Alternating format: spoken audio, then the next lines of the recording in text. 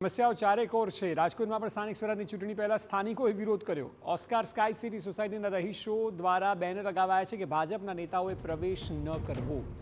ટીપીનો road, street light, ખુલ્લા પ્લોટમાં દબાણ આ સહિતના મુદ્દે વિરોધ થઈ રહ્યો છે અને ઓસ્કાર સ્કાય સિટી સોસાયટીના રહીશો સામે આવીને કહી રહ્યા છે કે ભાજપના નેતાઓએ પ્રવેશ બિલકુલ ન કરવો, કારણ કે એક પણ કામ થયા નથી। તમામ પાયાના કામ હજી પણ ત્યાંના ત્યાં છે। ટીપીનો રોડ હોય, સ્ટ્રીટ લાઇટ હોય, ખુલ્લા પ્લોટમાં દબાણ હોય, આ સહિતના મુદ્દે અનેકવાર વિરોધ કરવામાં આવ્યો છે, અનેકવાર રજૂઆત કરવામાં આવી છે। નગરપાલિકાની ચૂંટણીને હવે ગણતરીના દિવસો બાકી છે, તે પહેલા સ્થાનિક સમસ્યાઓને લઈને સ્થાનિક લોકો છે તે વિરોધ કરી રહ્યા છે। રાજકોટના 150 ફૂટ રિંગ રોડ પર આવેલ જે ઓસ્કાર સ્કાય સિટી છે કે જ્યાં 400થી વધારે પરિવાર રહે છે, 2000થી વધારે મતદારો છે, તેઓ પોતાની પ્રાથમિક સુવિધાને લઈને અત્યારે વિરોધ કરી રહ્યા છે। સોસાયટીના બહાર છે તે બોર્ડ લગાવવામાં આવ્યા છે, પોતાની મુખ્ય માંગણીઓ છે તે મૂકવામાં આવી છે। કેટલાક રહીશો છે, આપણે તેની સાથે વાત કરીશું। બેન, શું કહેશો, શું તમારી માંગ છે, શા માટે આ પ્રકારનો વિરોધ કરવામાં આવી રહ્યો છે? સામે પટ પડ્યો છે, એમાં અમને થોડીક સુવિધા કરી દો, બગીચો કરી દો અથવા બધાને બેસવા માટેની સગવડતા કરી દો। એ ઝાડવા સ્વસ્થ છે ભલે, પણ આ અમારે સગવડ જોઈએ છે। ત્યાં વધતી જાય છે, અહીંયા તમે બધું સફાઈ કરાવો, રોડ નથી બરોબર, પાણી ખરાબ આવે છે ને લાઇટું છે તો હાવ ઝીણી નાખી છે, તો લાઇટની સગવડતા વ્યવસ્થિત કેટલી મુશ્કેલી પડે રાત્રિના? બહુ જ મુશ્કેલી પડે। અમારી આખી જિંદગી ભરની કમાણી અમે અહીં નાખી છે, તો અમારે આ રસ્તા તો સારા જોઈને અમે ક્યાં જઈએ અહીંથી મૂકીને? પણ બેન, તમે શું કહેશો, શું મુશ્કેલી પડે? આમાં ભાઈ અમે રોડ રસ્તાનું કહીશી, અમને અહીં સામે ગાર્ડન જેવું કરી આપે તો આવારા તત્વ અહીંયા બેસે નહીં, ચોખ્ખાઈ થઈ જાય, પ્રદૂષણ સારું રહે। બસ એટલે ચોમાસામાં વાસ ઘણી આવે છે, એટલે થોડા ઝાડપાન ઉગી જાય તો પણ સારું। હવે પણ સહકાર આપીએ, કંઈક સારું કરે તો। પણ એટલે જે પ્રકારે જે સ્થાનિક રહીશો છે તે પોતાની માંગ છે તે રાખી રહ્યા છે। શું કહેશો, 5 વર્ષનું શાસન પૂર્ણ થયું છે અને હવે મત માગવા માટે નેતાઓ આવશે, પરંતુ તમે બોર્ડ લગાવીએ છે કે નેતાઓએ પ્રવેશ ન કરવો।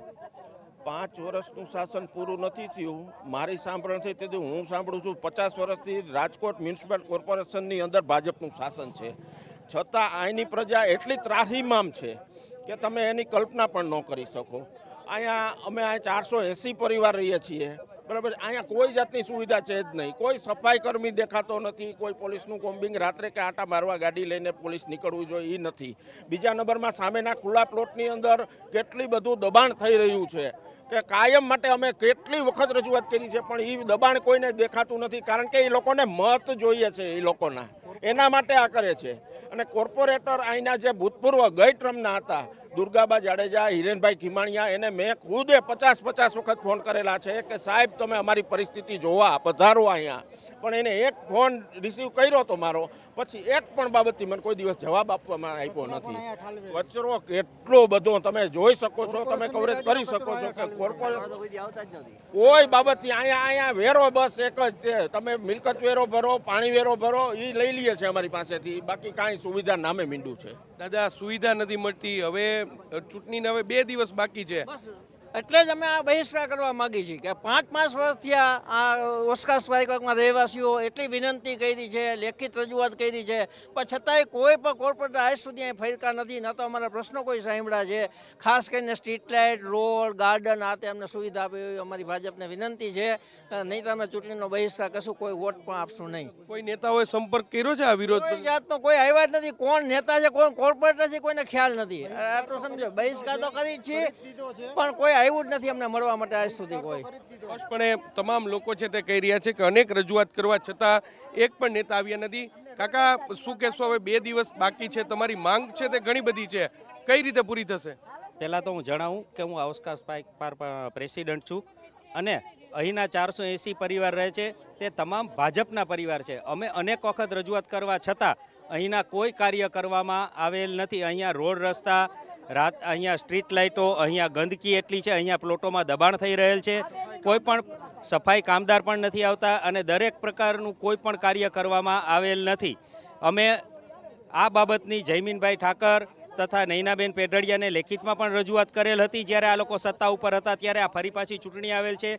આ ચૂંટણી આવી ગયેલ હોવા છતાં અમારી અગાઉની રજૂઆત પણ પૂર્ણ કરવામાં આવેલ નથી।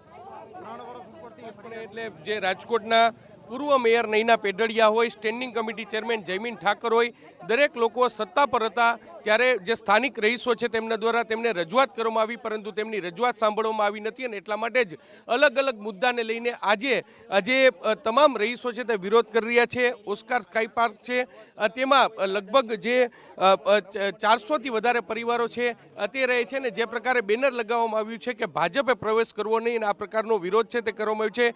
ટીપી રોડની વાત હોય, સ્ટ્રીટ લાઇટની વાત હોય, આ ઉપરાંત જે ખુલ્લા પ્લોટમાં દબાણની વાત હોય, આ તમામ મુદ્દે સ્થાનિક રહીશો છે તે વિરોધ કરી રહ્યા છે અને તેમની માંગ નહીં સંતોષાઈ તો તેઓ જે મતદાન છે તેનો પણ બહિષ્કાર કરશે તે પ્રકારની પણ ચીમકી છે તે ઉચ્ચારવામાં આવી છે.